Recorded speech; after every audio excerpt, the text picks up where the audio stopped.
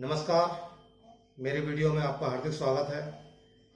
दोस्तों, जैसा कि मैंने आपको पहले भी बताया था कि कई लोग चार बातों की वजह से अपनी पॉलिसी को पोर्ट करने की कोशिश करते हैं, जिसके अंदर में मैंने आपको पहले रीज़न बताया कि किसी के रिन्यूअल के टाइम पे प्रीमियम बढ़ जाना।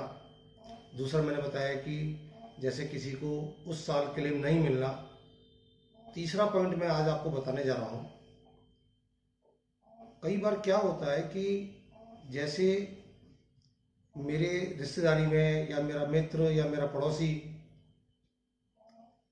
कोई एजेंसी ले लेता है हेल्थ इंश्योरेंस की, तो उनको अब ऐसे लगता है कि भाई जितने भी मेरे अपने जानने पहचानने वाले हैं उनकी मैं पॉलिसी करूँगा। और होता भी यही है, क्योंकि जब भी कोई नई एजेंसी लेता है तो और कहाँ जाएगा वो।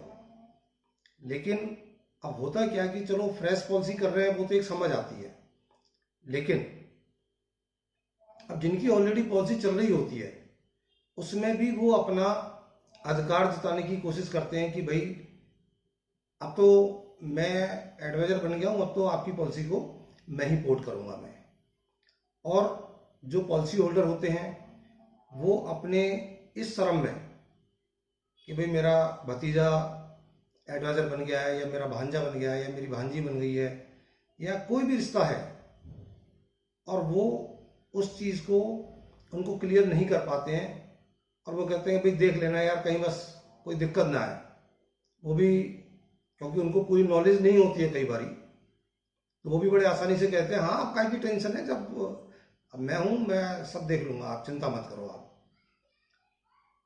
तो दोस्तों, यदि इस तरह की सिचुएशन आपके सामने आ रही है तो मेरी आपसे रिक्वेस्ट है कि यहाँ पर आप थोड़ा सा पेशेंस के साथ और जानकारी के साथ काम करें। आपको कोई भी है मिलने वाला, सबसे पहले आप उनसे ये जरूर कहें कि भाई कोई दिक्कत नहीं है, आप पोर्ट कर दो, लेकिन मेरी कोई भी चीज़ मेडिकल हिस्ट्री या जो मैंने क्लेम लिए हैं वो कुछ भी रह ना जाए। खाली आपका जो रिश्तेदार एडवाइजर बने हैं उनकी सिर्फ और सिर्फ कोशिश ये ही नहीं होनी चाहिए कि मुझे हर हाल में इसको अपने कोड में पोर्ट करवाना है। ऐसे ना हो कि थोड़े से लालच के लिए और आपकी पॉलिसी बिल्कुल जीरो हो जाए। तो यही मैं आपको बात कहूँगा कि आप बिल्कुल बैठ करके अपनी हर एक एक चीज़ को नोट करें। वो आपका भतीजा है या आपका मामा है या जो भी रिश्तेदार है, उनको क्लियर बोलो कि हमें इस चीज़ की जानकारी है, हमने यूट्यूब से देख करके इस चीज़ को जाना है कि यहाँ हम थोड़ा सा लालच ना करके मुझे अपनी पॉलिसी में वहीं बने रहना है यदि मेरे साथ कोई भी मेडिकल हिस्ट्री है तो। इसके लिए चाहे उनको नॉलेज हो या ना हो, आप ये मान के चलिए कि यदि आपकी पॉलिसी 6 साल से चल रही है, 7 साल से चल रही है, 10 साल से चल रही है, तो शायद आपको ज़्यादा नॉलेज होगी बनस्पत जो अभी नया एडवाइजर बना है, क्योंकि उनको तो अभी ज़्यादा इतनी नॉलेज नहीं रही होगी कि हाँ पोर्ट के टाइम पे क्या क्या बातें ध्यान रखनी है। यदि वो नादानी कर रहे हैं तो कम से कम आप नादानी मत कीजिएगा। आपको इस बात पर बराबर ध्यान देना है कि भाई देख मेरे साथ ये क्लेम हुए हैं, तो एक तो मुझे फॉर्म जब आप भरोगे तो सारे क्लेम की जानकारी होनी चाहिए।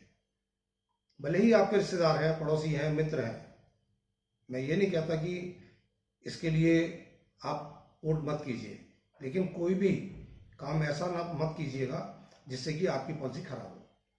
तो यहाँ पर आपने क्या करना है, हर क्लेम की जानकारी देनी है।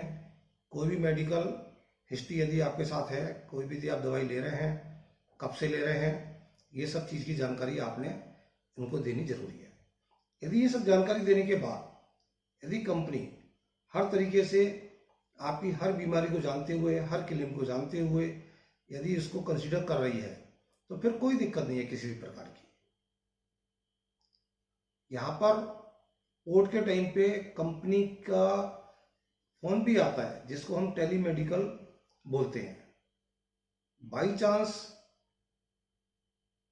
उन्होंने लिखा है या नहीं लिखा है वो शायद आपको पता होगा या नहीं पता होगा, पर जिस समय वो पूछते हैं तो जो वो पूछेंगे उसके अकॉर्डिंग आप बराबर बातें बताते रहिएगा। और यदि आपको लगता है कि अभी इन्होंने कोई ऐसी बात नहीं पूछी है, वैसे तो वो नॉर्मली घुमा फिरा करके हर तरीके से आपको याद दिलाने की कोशिश करते हैं, तो आपको सब कुछ याद आ जाना चाहिए। फिर भी यदि आपको लगता है कि इन्होंने ऐसी बात नहीं पूछी है जो कि आपको पता है, तो आप वहां उस चीज को भी डिस्क्लोज कर सकते हैं। यदि बाई चांस वहां फॉर्म के अंदर में नहीं भी लिखा होगा, तो कंपनी आपकी सुनी हुई बात को ध्यान में रखते हुए ही आपको पॉलिसी इशू करेगी। यदि वहां कोई आपने ऐसी दिक्कत बता दी है कि जिससे कि कंपनी कंसीडर नहीं करने वाली है, तो वहां वो पॉलिसी को आपका रिजेक्ट कर सकती है। तो यहां पर आप ये मत सोचिए कि मुझे हर हाल में पॉलिसी इशू हो जाए, क्योंकि पॉलिसी इशू होना कोई बड़ी बात नहीं है। आज आप कह दोगे नहीं जी सर मेरे को तो कहीं कुछ प्रॉब्लम नहीं है, तो पॉलिसी तो आपकी विद इन 3 डेज आपको इशू हो जाएगी। लेकिन यहाँ पोर्ट करने के टाइम पर ये बात बहुत जरूरी है ध्यान रखने की कि मुझसे कोई भी बात छूट ना जाए। इसमें आप अपने वाइफ को भी साथ में लेके बैठिएगा। यहाँ ये मत सोचिए कि भाई उसका क्या काम है, क्योंकि हो सकता है कि वो आपको याद दिला दे कि भाई हमने फलाने टाइम पर ये हमने क्लेम लिया था, या मुझे तो अब ये परेशानी हो रही है, मैं इस चीज़ की गोली ले रही हूँ, मुझे बीपी हो रखा है, या मुझे डायबिटीज़ हो रखा है, या थायराइड हो रखा है। बेशक चाहे आपने उसके चलते क्लेम नहीं लिया है, लेकिन यदि वो हिस्ट्री में आ गया है तो वो चीज़ भी बतानी ज़रूरी है। तो यहाँ पर ठीक है, आप अपना फर्ज निभाएं। यदि कोई भी रिश्ता लाता है तो आप वहाँ पर जा सकते हैं, आप बिना किसी वजह के, जबकि कोई आपका प्रीमियम मान लो नहीं बढ़ा है, ना कोई आपका कोई क्लेम खराब हुआ है, फिर भी अब चूंकि भाई मेरा जानकार एडवाइजर बन गया है तो इसलिए मुझे जाना है, मैं मना नहीं कर सकता उससे, तो आप बिल्कुल जाइएगा।